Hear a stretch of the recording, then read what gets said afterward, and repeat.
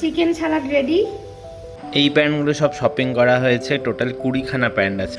Breakfast ready হয়ে গেছে এখানে।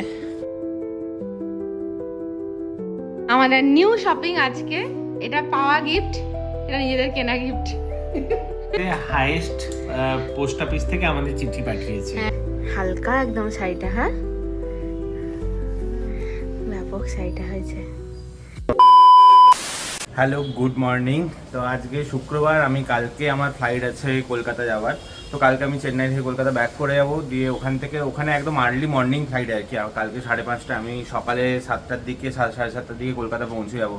তো এই জন্য চেন্নাইয়ের ফ্ল্যাটে আর কি সব কিছু জিনিসপত্র একটু গুছিয়ে নিচ্ছি, যেহেতু পরের মাসে হয়তো আসতেও পারি, নাও আসতে পারি, এতদিন আসবো না। সব কিছু গুছিয়ে টুছিয়ে রেখে দিয়ে যাবো, নাহলে মীনাক্ষী দিয়ে আসবে, ও পারবে না করতে, সব আমাকেই করে দিয়ে যায়। এখানে সকাল থেকে উঠে আমি কাজ করছি, এই যত ন্যাকড়াপাতি ছিল সব কি গরম জলে ভিজিয়ে রেখেছি, দিয়ে ওয়াশিং মেশিনে কাচবো।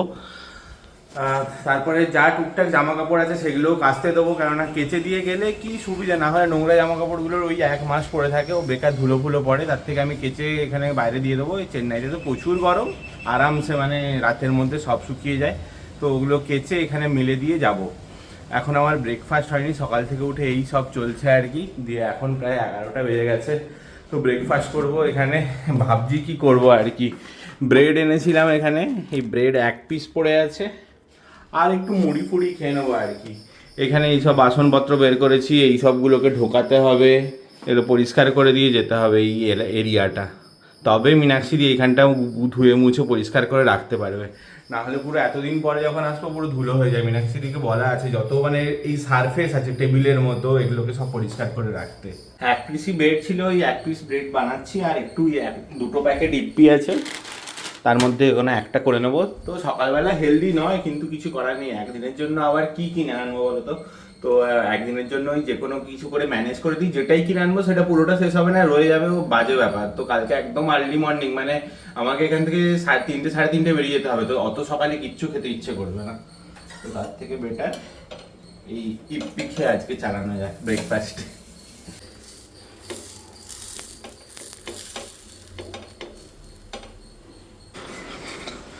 ব্রেকফাস্ট রেডি হয়ে গেছে এখানে, আর ওখানে ওয়াশিং মেশিনে জামা কাপড়ও কাচতে দিয়ে দিয়েছি।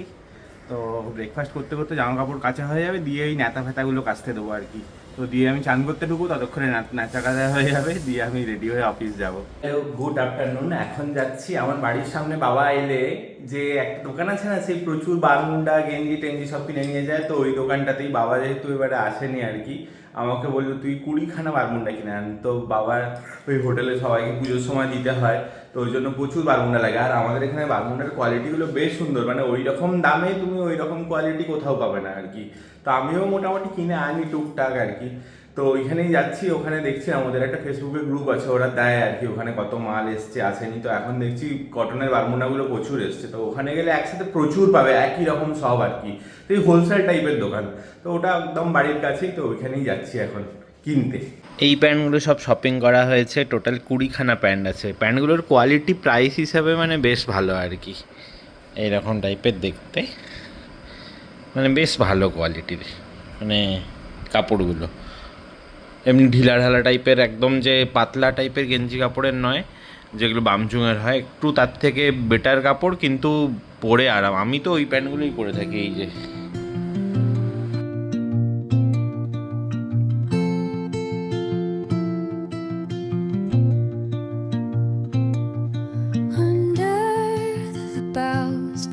Where the shadows play, the wind hums songs at the break of day, whispering pines, secrets untold, carrying tales only the forest holds.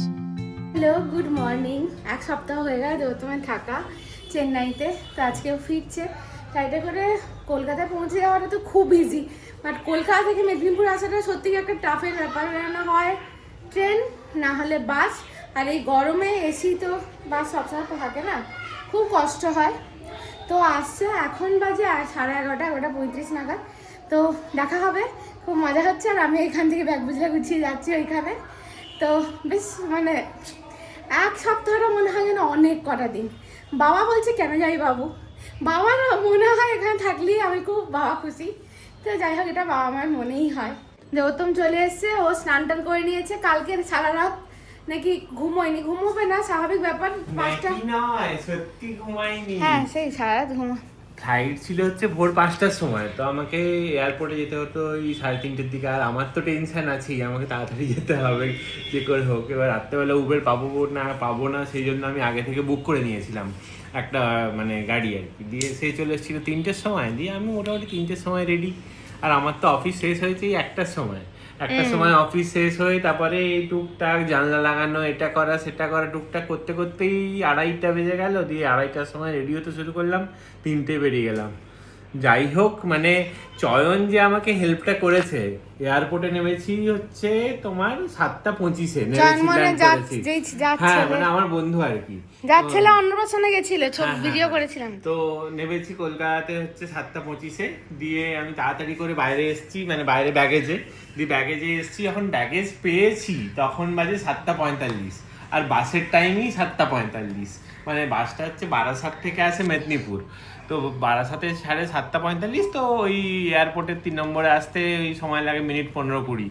চয়ন ওইখান থেকে গাড়ি নিয়ে একদম ফাটিয়ে গেছে একদম 3 নম্বর। দিয়ে ওখানে নেমেছি, দিয়ে মিনিট 5, মানে বাসটা লেট করেছিল, মিনিট 5-7 দাঁড়িয়েছিলাম। দিয়ে বাস চলে এসছে, মানে টাইম ওয়েস্ট হয়নি বলে এবং মোটামুটি তাড়াতাড়ি বাড়ি ঢুকে গেছি। না হলে তো যা ভুগতাম।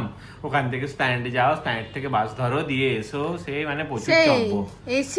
এসি বাসগুলো একটু মিদনাপুরের জন্য দেওয়া উচিত, মানে বেশ সংখ্যক এসি বাস, তাহলে অন্ততপক্ষে মানুষজনের কষ্ট হবে না। ওই ট্রেনে করে যাওয়াটাও খুব কষ্টকর, আর এখন গরমকালে খুব কষ্ট হয়। আর ওইটা দাও একটুখানি। আমাদের ঘরের ব্যাকগ্রাউন্ড নয়, মানে আমরা যেখানে বসে আছি আমাদের খাটের অবস্থা খুবই খারাপ। আসলে এতদিন ছিলাম না তো, সব কিছু কাচতে দেওয়া হয়েছে, মানে এগুলো সব ওয়ার পড়ানো আছে, শুধু ওয়ারের উপরে ভিত্তি করে সব জিনিসপত্র রয়েছে। আমরা এই এসে গল্প সারছিলাম, গল্প সেরে এবারে ও খেতে যাবে আর আমি খাটটা গোছাবো। আর একটা জিনিস যেটা দেখাবো বলে তোমাদেরকে, দেখা, এই যে বাবু হচ্ছে স্পিতি ঘুরতে গেছিল, দিয়ে স্পিতি থেকে ওদের হচ্ছে হাইয়েস্ট পোস্ট অফিস থেকে আমাদের চিঠি পাঠিয়েছে। দেখো এখানে কি লেখা আছে, ডিয়ার মামা and Mimi, today is Tuesday 7th April, I am currently in Hikim, India, highest post office. এইটা বাবু লিখেছে। আর এটা তারপরে দিদিভাই বলছিল যে বনি লিখতে পারা যাচ্ছে না, এত ঠান্ডা, হাত জমে যাচ্ছে, মানে পেন সরছে না। তারপরে যাই হোক, এটা এসছে মোটামুটি অনেক উঁচু থেকে, স্মৃতি হিসাবে থাকবে আমাদের। আমরা এটা রেখে দেবো আমাদের স্মৃতি হিসেবে। আর আমার প্রচুর খিদে পাচ্ছে, আমি পুজো করে খেতে যাবে। আমি যখন থাকতাম না তখন মা প্রত্যেকদিন স্নান করাতো গোপালকে, এখন আমি এসেছি, আমিরও স্নান করাবো। গোপাল আমাদের এখানে সেজে গুজে বসে আছে, এখন স্নান করাবো। Good evening. এখন একটু খেতে ইচ্ছা করছে, খিদেও পাচ্ছে। 5:54 বাজে। তোমাকে একটু পাঠালাম, যে বললাম যে যাও একটুখানি চিকেন কিনে আনো, চিকেনের ব্রেস্ট পিস কিনে আনো, কেননা আমার আজকে একটুখানি চিকেন খেতে ইচ্ছা করছে। প্লাস আজকে শর্টে ভেজিটেবল, এত প্রিপারেশান দেখেছি ইউটিউবে, তো খুব লোভ লাগছিল কয়েকদিন, ও ছিল না তাই বানানো হয়নি। তো আমার জন্য এনে দিয়েছে ভেজিটেবলের মধ্যে ব্রকলি, আমার খেতে খুব ভালো লাগে সেইটা, আর মাশরুম, ওটাও খুব ভালো লাগে খেতে। তো ওই দুটো এনে দিয়েছে। আর চিকেনটা আনলে কিছু একটা করব, ইউটিউবে অনেক রকম প্রিপারেশান দেখা হয়েছে, মিলিয়ে মিশিয়ে কিছু একটা হবে। তো চলো তোমাদের সাথেও শেয়ার করবো কেমন কি বানাই, তোমরাও দেখতে পাবে। এই যে মাশরুম আর এই যে ব্রকলিটার অবস্থা দেখো, এইটুকু ব্রকলি, তার মধ্যে ডাঁটিতেই ভর্তি। এই ব্রকলিটার দাম নিয়েছে 90 টাকা, মানে আমাদের এখানে যা দাম নিয়েছে, চেন্নাইতে এত দাম নেয় না ব্রকলির দাম। আগেই মাশরুমটাকে ভালো করে পরিষ্কার করবো, প্রচুর নোংরা আছে। পরিষ্কার পরিচ্ছন্ন হয়ে গেছে, এবার এগুলোকে পিস পিস করে কাটবো।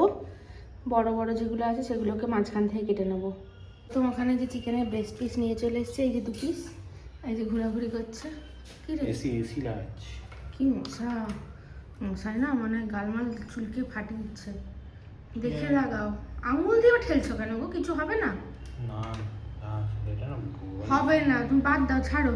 কাকুটি চলছে এখানে, এটা কাটা হয়ে গেছে, এটা গরম জলে একটুখানি সেদ্ধ করব। এই যে জল ফুটছে, এটা গরম জলে সেদ্ধ করবো।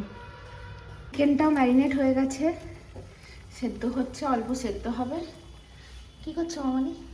মামনি এসছে হেল্পিং হ্যান্ড রসুন ছাড়াতে, আর মশাই একদম তুলে নিয়ে চলে যাবে, এত মশা।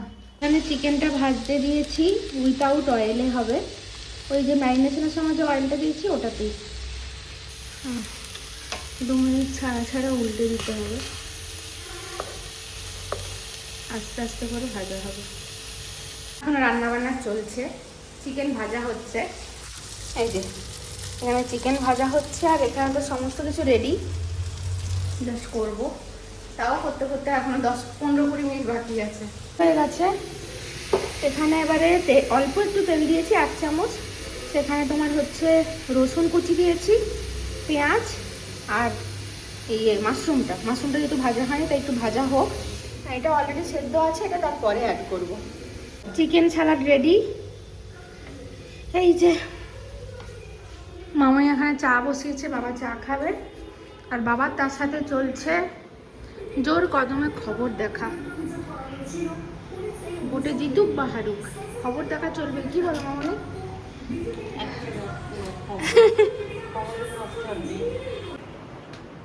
কিরে কুচকি, দেখ বৃষ্টি হচ্ছে বাইরে? হ্যাঁ, টিপ টিপ টিপ টিপ করে, খুব জোরে না। আমার জন্য মামনি আর বাবা গিফট দিয়েছে, এমনি অনেকদিন দেয়নি, সেই আনন্দে। আমি সাইডে খুলে কাটা, এটা পেস্তা কালার না, বাহ খাওয়াটা খুব সুন্দর রে। এদের দোকানে খাপ দেয় না শাড়ি? আমার এই প্রথম ইন্ডিয়ান সিল্ক হাউসে কেনা। হ্যাঁ, আমার সবসময় প্রিয়গোপাল বিষয় থেকে কিনি, আদিমোহনী মোহন থেকে কিনি, আদি মোহিনী মোহন কাঞ্জিলাল থেকে কিনি, কিন্তু প্রিয়গোপাল বিষয় থেকে বেশি কিনি। বাহ খুব সুন্দর দেখতে, হালকা একদম শাড়িটা। হ্যাঁ, ব্যাপক শাড়িটা হয়েছে, খুব সুন্দর। তোমরা জানিও কেমন করে। আমি এখানে জানিয়ে দিচ্ছি মামনি আর বাবাকে, খুব থ্যাংক ইউ। মুখোমুখি তো জানাবই, খুব সুন্দর হয়েছে, পছন্দ হয়েছে। এবার আমি একটু ফিল করি শাড়িটা ভিডিওটা দেখে। শাড়ি পেয়ে আমি তো প্রচণ্ড খুশি, মানে অনেক দিন গিফট পাওয়া হয়নি, হঠাৎ করে এরকম একটা সারপ্রাইজ গিফট হতে কার না ভালো লাগে। তো দেবতম শাড়িটা আনছে ওপরে, আমি এই ঘরের লাইটে আর একটু ভালো করে দেখবো। তো আরেকটা জিনিস কিনেছি, সেটা হচ্ছে আমরা কিনেছি, এখন প্রচণ্ড লোডশেডিং হচ্ছে, প্রচুর গরম দিচ্ছে, তার জন্য একটা জিনিস কিনেছি, জানা দেখাচ্ছি। আরেকটা যেটা কিনেছি সেটা হলো এই ছোট্ট একটা পাখা, এটা সবুজ হয়ে গেছে ভাবি, এটা গ্রিন হয়েছে রে চার্জ হতে। হ্যাঁ, ফুল চার্জ হতে, ফুল ভালো কিনেছি রে। ইয়েস, ফুল চার্জ হতে গ্রিন হয়ে গেছে।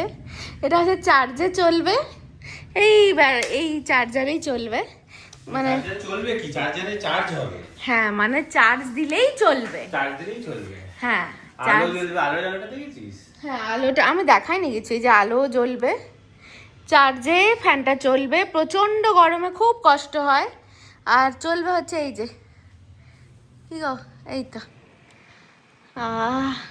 আবার স্পিড বাড়ানো যাবে, একটু এই ভালো মতন স্পিডে হাওয়া দিচ্ছে। আবার আলো জ্বলবে, ধরো অন্ধকার হয়ে গেছে, এই যে আলো, মানে বেশ ইউজফুল হবে আশা করছি। এটা অন্তত পক্ষে নাই মামার চেয়ে কানা মামা ভালো, এটা আমি সবসময় বলি, নাই মামার চেয়ে কানা মামা ভালো। কেননা এই গরমে কিছু না থাকার থেকে অন্তত মুখের সামনে একটা ফ্যান থাকলেও অনেক আরাম, অনেক। কি আরাম। বাবু দেখে অস্থির হয়ে যাবে। বাবু বলে, মিমি কি কিনেছিস তুই? আমারও একটা লাগবে রে মিমি, খুব সুন্দর। তো এটা কিনেছি একটা, আজকে এসছে। দেখেছি আমি গান হচ্ছে, বাবু বাবু গান করে না, বোতল নিয়ে। হ্যাঁ, বোতল নিয়ে। কি এলো গানটা? এবারে গানটা শুরু করি, এবারে গানটা শুরু করি। এইভাবে শুরু করে। আমাদের নিউ শপিং আজকে, এটা পাওয়া গিফট, এটা নিজেদের কেনা গিফট।